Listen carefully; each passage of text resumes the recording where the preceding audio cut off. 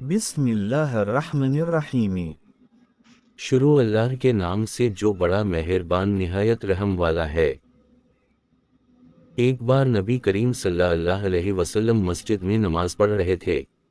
نماز کے دوران ایک چھوٹا سا لڑکا مسجد میں داخل ہوا۔ لڑکے نے نبی کریم صلی اللہ علیہ وسلم کی طرف دیکھا اور ان کی نماز پڑھنے کی نقل کرنے لگا۔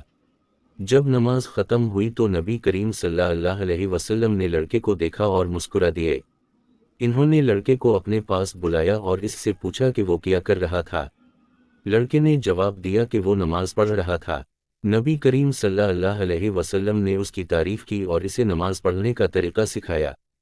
اس واقعے سے ہم سیکھتے ہیں کہ نماز پڑھنا ہر مسلمان کے لیے بہت ضروری ہے۔ ہمیں نماز پڑھنے کا طریقہ سیکھنا چاہیے اور اسے اپنی زندگی کا حصہ بنانا چاہیے۔